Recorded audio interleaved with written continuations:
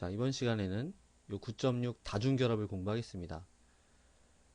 우리가 9.456을 통해서 공부하는 내용이 뭔가요? 어떠한 방식으로 오비탈이 겹쳐서 공유결합을 형성하는가? 그걸 보는 거죠. 자, 다중결합도 마찬가지예요. 다중결합, 지금 우리가 보려고 하는 거는 어떤 방식으로 각 원자의 오비탈이 겹쳐서 다중결합을 형성하는가? 그걸 보는 겁니다. 자, 우리가 루이스 구조 그 전에 공부를 했었는데요. 루이스 구조에서는 다중결합을 어떻게 설명했습니까? 굉장히 단순하게 설명을 했었죠. 전자쌍 하나를 공유하면 일중결합, 전자쌍 두 개를 공유하면 이중결합, 이런 식으로 설명을 했었단 말이에요. 근데 루이스 구조는 간단해서 좋긴 하지만 이 분자의 제대로 된 전자 구조를 보여주지 못하고 있는 거죠. 예를 들면은 루이스 구조에서는 동등한 두 개의 공유결합처럼 보이지만은 사실은 그렇지가 않다는 거예요. 사실은 이따가 보면 알겠지만은 전혀 다른 종류의 두 가지 결합이 이 이중결합을 형성하고 있어요. 그래서 이 다중결합을 제대로 이해하려면 반드시 오비탈 개념을 이용해서 이해를 해야 됩니다.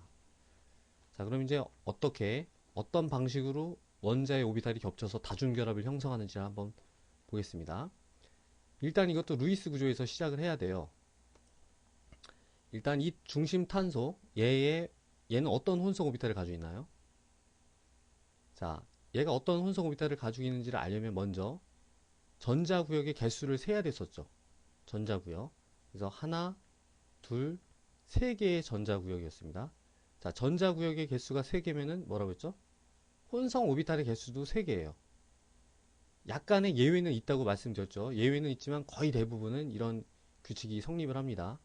자, 혼성 오비탈이 세 개면서 삼각평면을 이루고 있다. 그럼 뭐예요? 당연히 sp2 혼성 오비탈을 이루고 있다는 걸 알 수 있겠죠. 얘도 마찬가지입니다. 자, 그럼 이 탄소가 어떠한 이제 전자 배치를 가지고선 sp2 혼성 오비탈을 이루고 있는지 한번 보겠습니다. 자, 얘가 혼성화되기 전을 한번 보죠. 그럼 1s의 전자 두 개가 채워져 있고요. 그 다음에 2s의 전자 두 개가 이렇게 채워져 있고 2p 세 개의 오비탈에 전자가 이렇게 하나씩 채워져 있었어요. 탄소가 6번이니까 전자 6개가 이렇게 채워져 있었죠. 근데 얘가 sp2 혼성 오비탈을 만든 거예요. sp2라는 것은 s 하나랑 p 두 개가 혼성화된다 이거죠. 그러면 이 정도의 에너지에다가 우리가 그릴 수 있어요. 3개, sp2니까 3개의 sp2 혼성 오비탈을 만들고 자, 아까 결합에 참여하지 않은 얘네 1s는 그냥 그대로 있습니다. 그리고 어때요? 혼성화에 참여하지 않은 p 오비탈도 그대로 여기 있어야 되겠죠. 얘가 어딜 가는 게 아니니까. 혼성화되기 전과 후의 오비탈의 개수, 전자 개수는 항상 똑같다고 말씀드렸었죠. 자, 그럼 여기다 전자 4개를 역시 채우면 돼요. 하나, 둘, 셋, 넷 이렇게.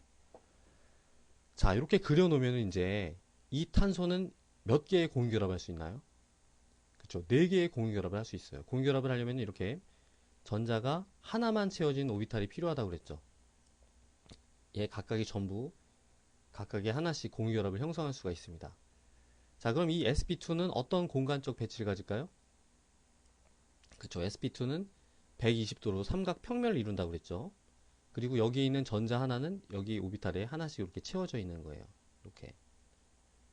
그 다음에 얘는 어디에 있나요? 그렇죠. 얘는 이 sp2가 이루는 평면의 수직으로 향해 있습니다. 자, 얘도 하나의 p-오비탈, 얘도 하나의 p-오비탈이 아니죠, 절대로. 이만큼이 하나의 p-오비탈입니다. 요거는 p-오비탈이 하나의 로브라고 하고 이 전체가 하나의 오비탈이에요. 그리고 전자를 우리가 여기다 하나를 그릴 수가 있습니다. 이번에도 역시 전자가 여기 하나 있고 여긴 없는 게 아니라 이만한 p-오비탈 전체의 전자가 하나가 퍼져 있는 거예요. 근데 뭐 여기다 그리고 여기다 그릴 수는 없잖아요. 그럼 전자 두 개처럼 보이니까. 그래서 하나의 로브에만 이렇게 표시를 하는 겁니다. 역시 얘도 마찬가지죠. 얘도 똑같은 형태의 전자 그 오비탈을 가지니까 얘도 하나, 얘도 하나, 얘도 하나, 얘도 하나의 전자 오비탈에 전자 하나씩 이렇게 채워져 있어요. 자, 전자의 스피는 별로 신경 쓸 필요가 없습니다. 그러면은 이 각 오비탈이 어떻게 결합에 참여하는지를 보죠. 여기 있는 sp2 혼성 오비탈은 이 수소에 있는 1s에 전자가 하나만 채워져 있죠. 그 오비탈과 겹쳐져서 하나의 시그마 결합을 이룹니다. 얘도 마찬가지로 시그마 결합, 얘도 시그마 결합, 얘도 시그마 결합이죠. 그리고 여기 이탄소의 sp2랑 이탄소의 sp2에 전자 하나씩 채워져 있다고 했죠. 역시 걔네들이 마주 보면서 겹쳐서 하나의 시그마 결합을 형성하게 됩니다. 그래서 얘네들이 각각 전부 다 시그마 결합을 하는 거죠. 자, 그 다음에 여기 혼성화에 참여하지 않은 p오비탈은 어떤 식으로 되나요? 이렇게 사이드 투 사이드로 겹쳐서 하나의 파이 결합을 형성하게 됩니다. 파이 결합. 이렇게 겹치는 걸 파이 결합이라고 한다고 했죠. 그리고 요게 하나, 요게 하나가 아니라 이거 두 개를 합쳐서 하나의 파이 결합이라고 하는 거예요. 자, 그럼 이 분자에는 몇 개의 시그마 결합이 있나요? 하나, 둘, 셋, 넷, 다섯 개의 시그마 결합이 있고요. 몇 개의 파이 결합이 있습니까? 하나의 파이 결합이 있는 거죠. 파이 결합은 하나만 있어요. 시그마 결합은 각각 뭐가 만든 건가요? 각 탄소의 sp2 혼성 오비탈이 겹쳐져서 만든 거고, 파이 결합은 혼성화에 참여하지 않은 p 오비탈이 서로 옆으로 겹쳐져서 형성을 한 거죠. 그래서 여러분들이 지금은 복잡해 보일지 모르지만 많이 연습을 하셔서 루이스 구조만 보더라도 이 분자의 이런 오비탈 구조가 탁 보여야 됩니다. 그리고 또 이런 것들도 같이 보이면 좋죠. 그래서 얘네들이 그냥 순간적으로 딱 겹쳐서 영상으로 떠올리시게 연습을 하셔야 됩니다. 그래서 이제 우리가 이런 과정을 통해서 분자 구조가, 분자의 전자가 이런 식으로 배치되어 있다는 걸 알면은 이 물질의 여러 가지 성질을 알 수 있게 되는 거죠. 예를 들면은 얘가 한 평면상에 있다는 거. 그 다음에 p오비탈끼리 이렇게 붙어 있기 때문에 돌아가지가 않죠. 예. 이 한 평면에서 돌아가지가 않고, 돌아가려면 얘가 끊어져야 됩니다. 그래서 이제 평면형 분자라는 것도 알 수 있고, 그 다음에 p오비탈에는 상대적으로 전자가 많아요. 그렇기 때문에 어떤 전자가 부족한 다른 분자나 이온이 있을 때는 얘네들한테 전자를 이렇게 줄 수가 있습니다. 예. 뭐 그런 여러 가지 화학적 성질을 가질 수 있겠다는 것을 이 오비탈의 구조로부터 예측을 할 수가 있는 거예요. 자, 그러면은 또 한 가지 예를 보죠. 얘는 뭐냐면요. 포름 알데히드입니다. 루이스 구조를 그리면은 이렇게 돼요. 비공유전자쌍이 이렇게 있고 여기도 이렇게 있습니다. 자, 얘가 어떤 오비탈 구조로 이런 결합을 형성하고 있는지를 이해하려면 먼저 어떻게 되나요? 각 원자가 어떤 혼성 오비탈을 이루고 있는지 알아야 되겠죠? 자, 이 탄소는 어떤 혼성 오비탈을 가지고 있나요? 역시 전자구역을 세야 됩니다. 하나, 둘, 세 개예요. 다중결합도 하나의 전자구역이죠?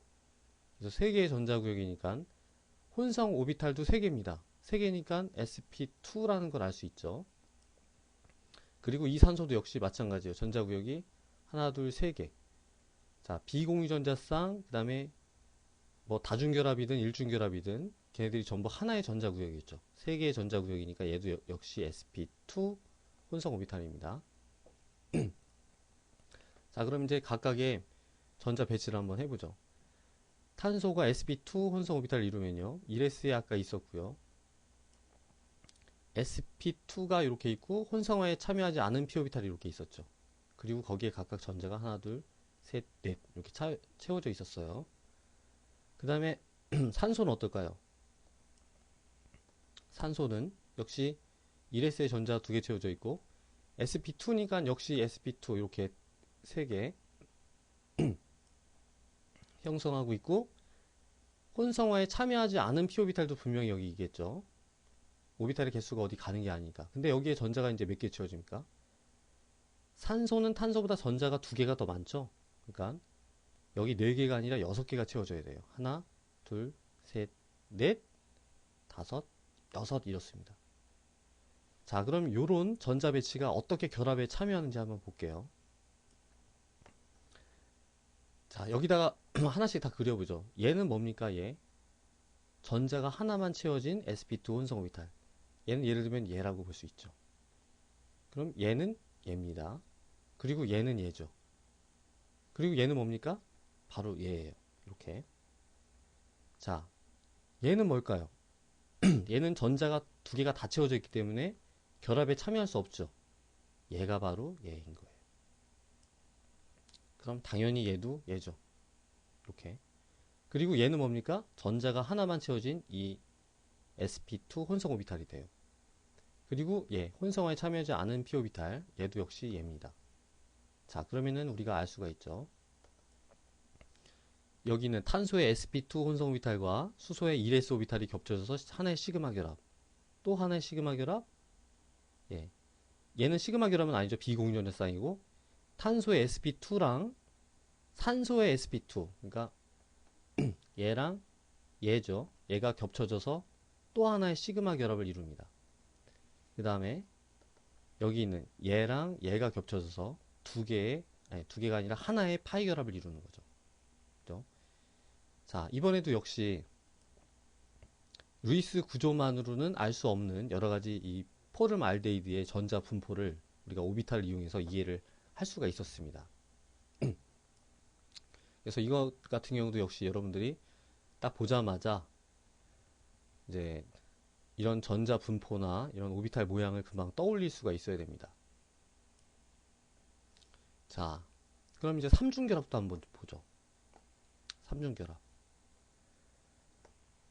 자, 얘는 루이스 구조를 그리면요, 아세틸렌 가스죠. 이렇게 됩니다. 그럼 이 탄소는 몇 개의 전자구역을 가지고 있나요? 하나, 두 개의 전자구역을 가지고 있죠. 그러니까 sp 혼성 오비탈을 가지고 있을 거예요. 얘도 역시 당연히 마찬가지죠. 자, 그럼 전자 배치가 어떻게 될까요? 1s에 전자 두 개가 채워져 있고요. 혼성화되기 전을 한번 보죠. 2s에 전자 두 개가 채워져 있었고 2p에 전자 두 개가 채워져 있었는데 얘가 혼성 오비탈을 만들면서 sp를 만들었다는 거죠. sp. 그러면은 이렇게 sp를 만들고 혼성화에 참여하지 않은 p 오비탈이 역시 두 개가 이렇게 있습니다. 이렇게. 그리고 1s는 아까 그대로 있는 거고요. 전자가 역시 여기 4개가 이렇게 채워지게 돼요. 자, 이쪽 탄소도 당연히 마찬가지겠죠. 이렇게 채워지고, 이렇게 채워지고, 이렇게 채워집니다. 자, 얘는 뭔가요? 얘는 바로 얘가 되는 거죠. 얘는 뭔가요? 얘는 얘죠. sp 혼성 오비탈, 서로 180도로 반대 방향을 향하고 있죠. 얘는 뭔가요? 얘도 역시 얘는 얘입니다.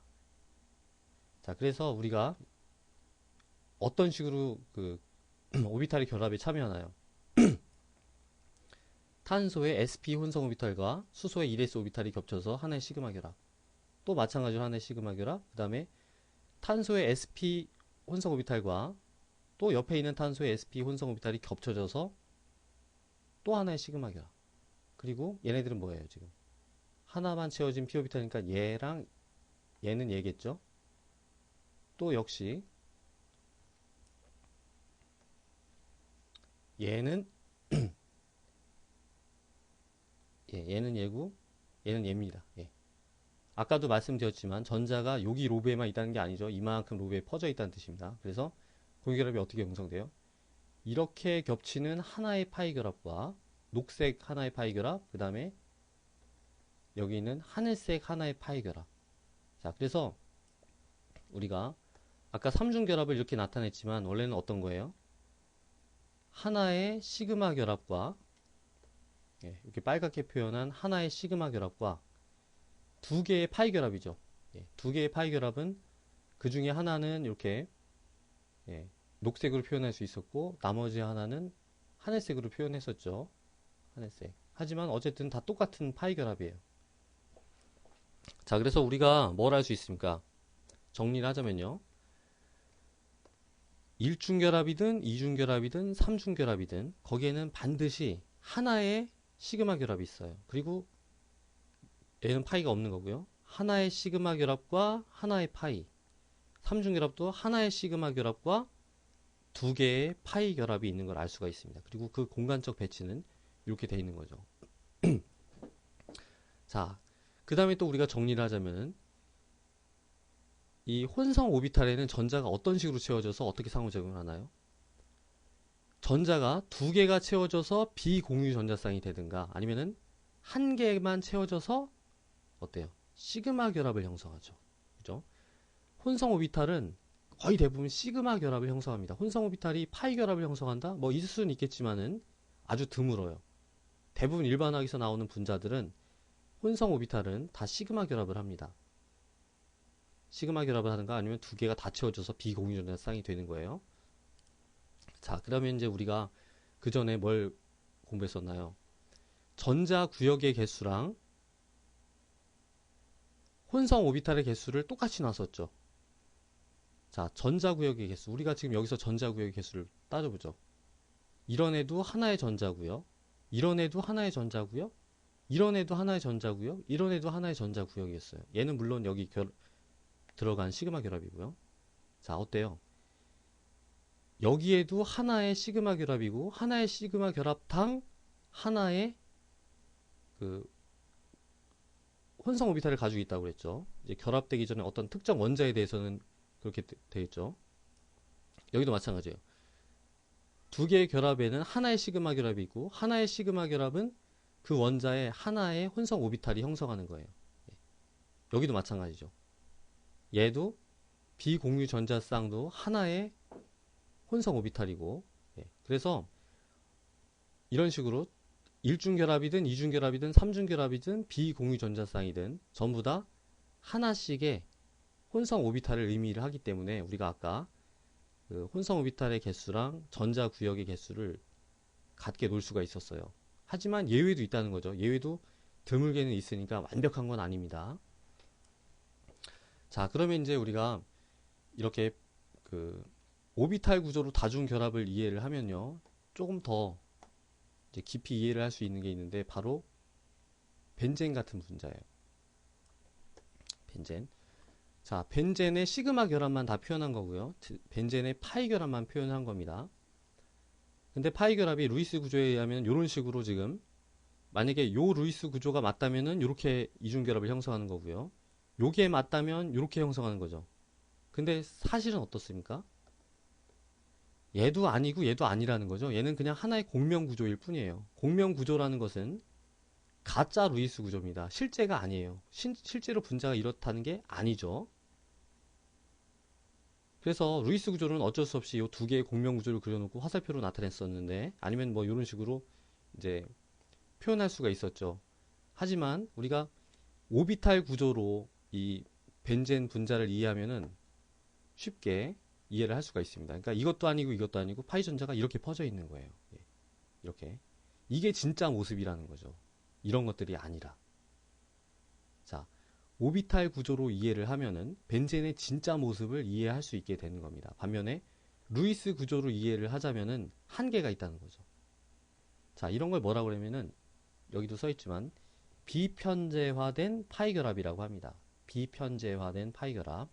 그래서 실제로 얘나 만약에 가상적으로 얘나 얘가 있을 때보다는 얘가 에너지적으로 더 안정하다는 것을 증명할 수가 있어요. 그래서 실제 벤젠은 이런 식의 전자 배치를 가지는 겁니다.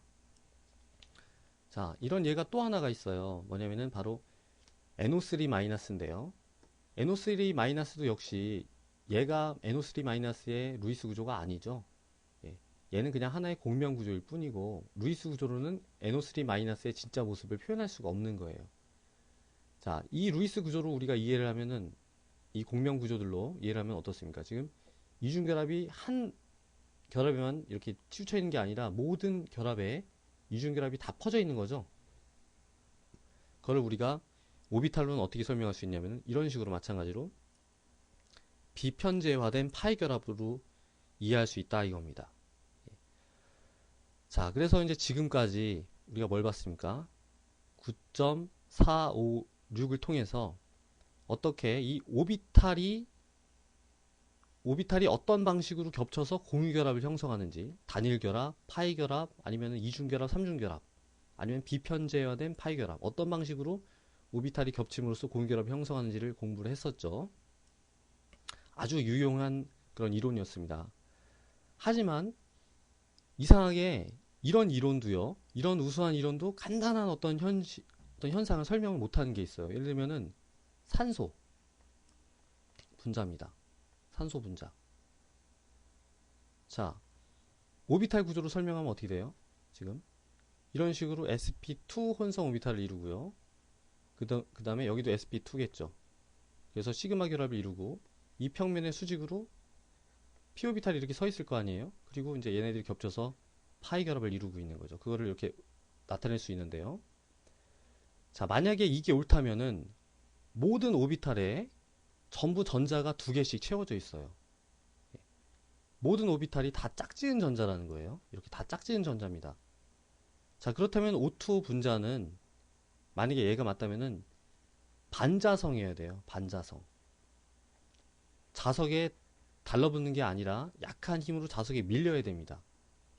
홀 전자가 하나도 없이 전부 짝지은 전자만 있는 물질을 반자성이라고 그래요. 자석에 약하게 밀립니다. 그런데 사실은 그렇지가 않다 이거예요. 사실은 이 O2가 자석에 달라붙어요. 상자성이라는 거예요. 예. 그럼 이게 뭘 의미하나요? 아, 이 이론에도 뭔가 한계가 있구나. 그걸 알 수 있게 되죠. 이제 이 한계를 극복하는 우리가 일반학에서 나오는 마지막 단계, 그게 바로 분자 오비탈입니다. 분자 오비탈. 분자 오비탈 이론으로 O2 분자를 설명하면요. 이제 당연히 이렇게 홀전자가 나와서 상자성을 가진다라는 것을 우리가 설명할 수가 있습니다.